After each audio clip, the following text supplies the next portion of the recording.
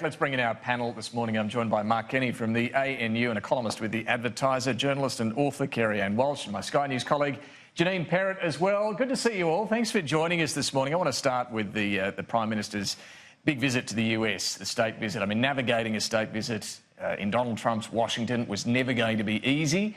The Prime Minister did well to sit through a half-hour Oval Office free-for-all where the President threatened, amongst other things, the use of nuclear weapons. He labelled China a threat to the world. He fended off questions about his now famous phone call to his Ukrainian counterpart as well.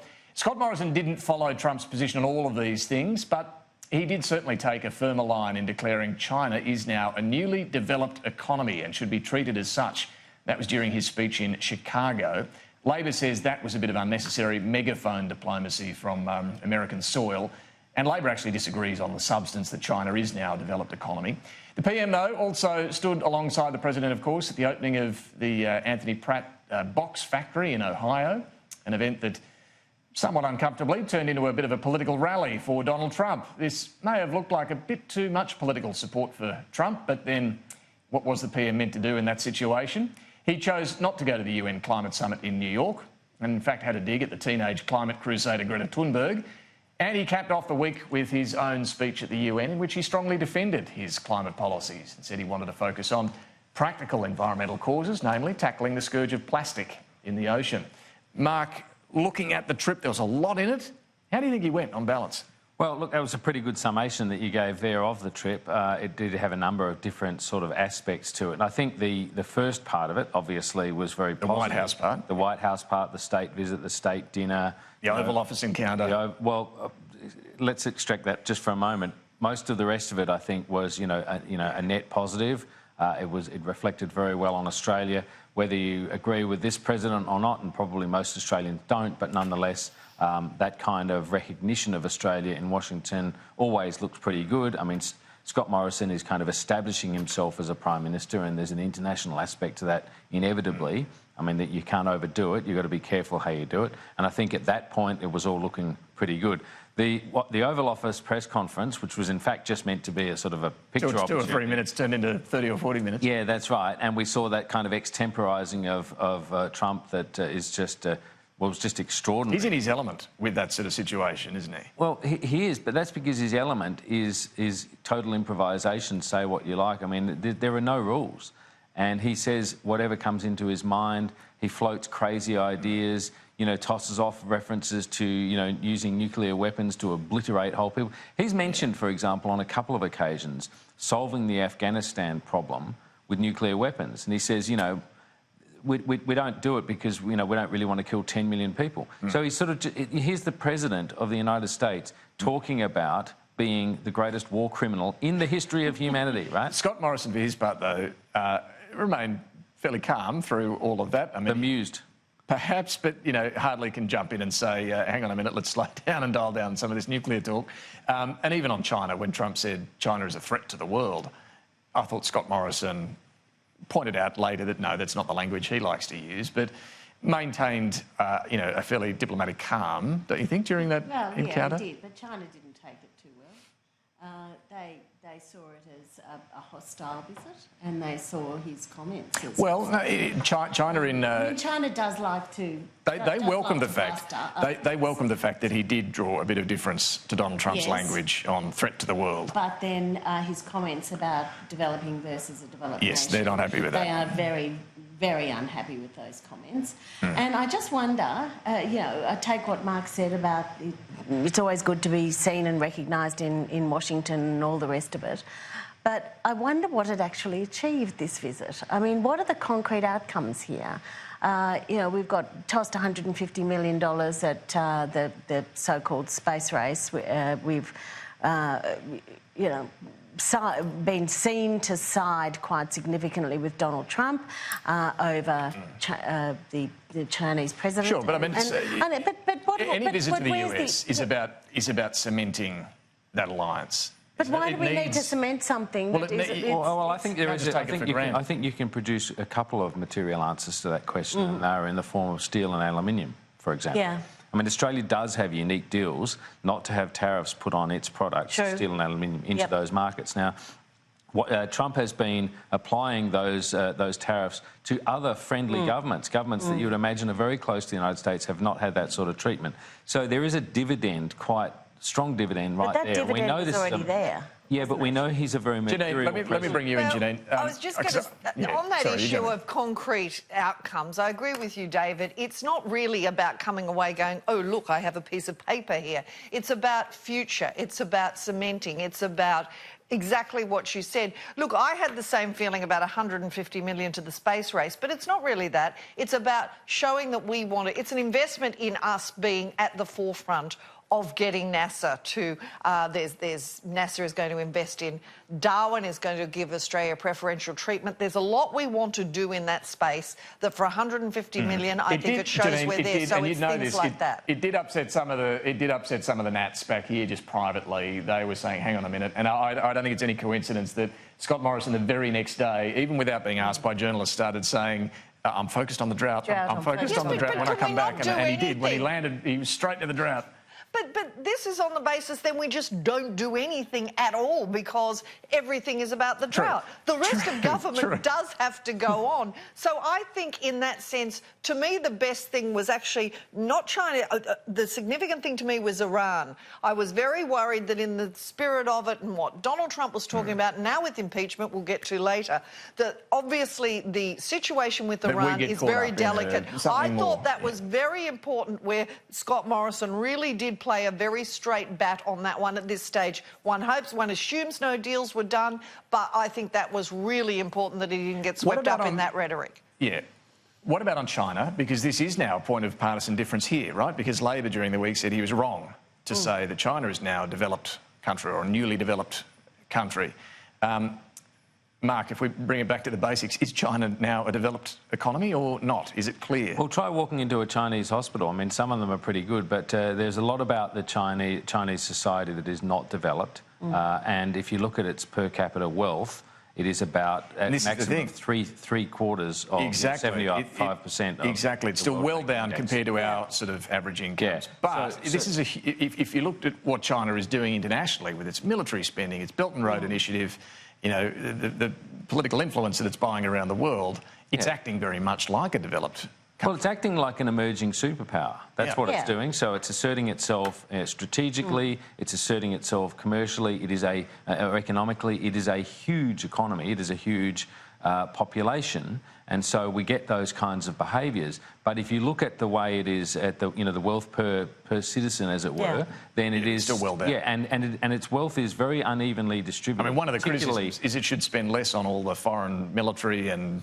Belt and Road stuff and more on its own poor. Well, it's not going to do that, and it's got something. It's got some achievements. It has a very long view of what it wants it to be in the global sphere, and the citizens will catch up at some stage. Well, the citizens have been, to be fair. They have been, but out in the countryside, tell that to them. Yeah, I mean, that's there's still huge pockets of poverty, huge pockets of disenfranchised, huge pockets of complete lack of education, which brings down their... Yeah, but that's their problem, what they choose to spend it on and then exploiting the WTO. Yeah. Now, they wanted to be in the WTO. What this exposes is the lax rules there that basically you self-declare whether you're a developing country or not. So it's pretty well they're exploiting it. If they want to be part of the global economy, as for what the hospitals are like, have you been to some in Sydney recently? I'd argue maybe aren't that fabulous either.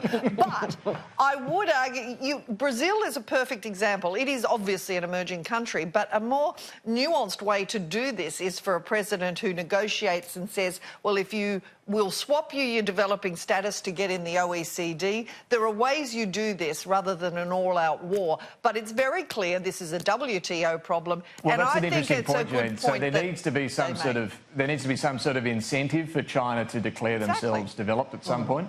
Exactly. I mean, there are ways to argue that are being exploited, then they have to be closed. Exactly. Sorry? That's right. If there are loopholes that can be exploited and legitimately exploited, that's right. then you close That's them. right. And I think we often talk about China wanting to be respected in the world. this debate should have been framed within the context of that as China emerges, as it reaches this level of economic wealth per capita and so forth, as it approaches that, it needs to start acting like it is a developed economy, because it is. And if you frame it through that dialogue of respect, and you don't do it in the method that Trump's been doing it, or I would argue in the method that Morrison sort of piggybacked on by doing it from the US, I think there's a higher likelihood of success. What did you think about Labor during the week?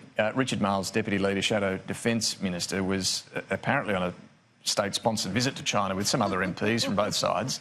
But while there, started talking about maybe we could do a bit more military cooperation with China. Well, we have a strategic partnership with them. Yeah, we do. That's right. I mean, and well, if you're on a state-sponsored trip to China, what are you going to do? What an unfortunate view. It's that easy, is it? Well, it's not that easy. But is it clear that we should be doing more, given the human rights concerns about China on a whole range of fronts? Well, the human rights concerns are just enormous, the Uyghurs. I mean, and what the PLA's been doing vision during the week was horrendous. Terrible. Is this the time to start talking about, well, let's do it a little more with their military? Look, I think it was just a matter of trying to differentiate from the love fest that was going on over in the US. And it was clear that the developing versus developed nations rhetoric had annoyed the Chinese authorities. You know, the Labor opposition has its own set of problems at the moment in terms of the way it's viewed by its supporters, the way it's viewed in terms of it's crumbling all the time to what the government says on any given issue on any given day. So I think it was just all about a point of difference. And you can't be half pregnant. I mean, essentially, what are we saying here? That we should in some way be kind of, you know, holding back in terms of our links with them militarily, and, you know, keeping a good dialogue there, whilst we are getting incredibly wealthy and have been for so long, having our two economies so incredibly enmeshed. Perhaps they could Janine, what do you think? Well, perhaps he could have just waited till he came back to Australia. Given recent events, I think making foreign policy pronouncements pro-China on Chinese soil while you're on a visit just is not a really good look and leaves open a lot of questions. Well, we had Donald Trump did that too. Yeah, but they are our ally, and there has been a lot more questions about Chinese influence in our political system and about people, especially Labor politicians, being under the influence of China. I just think that's fine to come back from a visit and say, look, I've looked at it, we had this, that's it. But to be standing in China after what we've seen, making that comment at a time we've got the visit in the US, I just think you need to be very careful. I don't think he said anything wrong there. But let's just remember, we had a Chinese warship visit Sydney that was so sensitive the government didn't reveal it till we all looked out our window. And it's not something that we find very normal. And we've got to take some comfort in the possibility that the government knew about it. That's true. One more thing from the United States. Scott Morrison wasn't there for this particular moment. Greta Thunberg, in case you missed it, here it was. People are suffering. People are dying. Entire ecosystems are collapsing. We are in the beginning of a mass extinction, and all you can talk about is money and fairy tales of eternal economic growth. All right, now what does everyone just quickly think about this, Mark? It sounded a little alarmist, and no one wants... Great speech. Yeah, well, but no one wants kids to panic that the world's going to end. Nonetheless, a lot of 16-year-olds do get passionate about a lot of things. She certainly lent into it, there's no doubt about that. And it was well written, and, you know, it was extraordinary that someone of her age could deliver such a speech. I mean, that line, and all you talk about is money and fairy tales of eternal economic growth. I thought that was, you know, it was a great line. And look, it was the very definition of breathless in a lot of ways, as we just heard there. In fact, that's the first time I've listened to it and not seen the picture of it, and it sounds extremely kind of alarmist and all of that. The reaction to it's been fascinating too. Janine, I mean, what are your thoughts? Some of the criticism you can see coming a mile off, but the line of attack that this, in some ways, because she has Asperger's, well, that doesn't mean you don't know what you're talking about. Look, I don't want to join the pile on, and I think that is irrelevant. I think the question is whether a 16-year-old should have this much pressure and publicity on anything. As you say, they're very passionate on things. I find it a bit uncomfortable, her emotion, when you keep thinking how very young she is, but that's fine. If you want to give... When you compare her, for example, to Pakistan's Mala, the poise, the difference, the non-alarmist, I don't know, It just cements either side. If you feel one way, this is going to drive you cranky, and if you feel the other, you're going to support it. As I say, I'm just not comfortable. Perhaps she's a little young to be getting that much focus. I think she's got a really good point, but you do need to be very careful. But she's not... I find the whole issue about attacking her as a person, not saying you are, Janine, but there has been people this week who has, really, really distressing, because she is a 16-year-old girl. Now, she started this as a lone protester off her own bat, sitting outside the Parliament in her own country. You know, it has been exploited by adults. So it's adults that take responsibility for it. She believes what she's saying. She has every right to be as passionate as she likes. The fact that we have commentators and politicians attacking her as a 16-year-old girl, as if what she has to say is invalid, is just incredibly wrong. And it's a massive diversion, isn't it? It's really? a massive diversion. Look at the it, message, not at the messenger. Let's talk about the actual substance of what she's on about.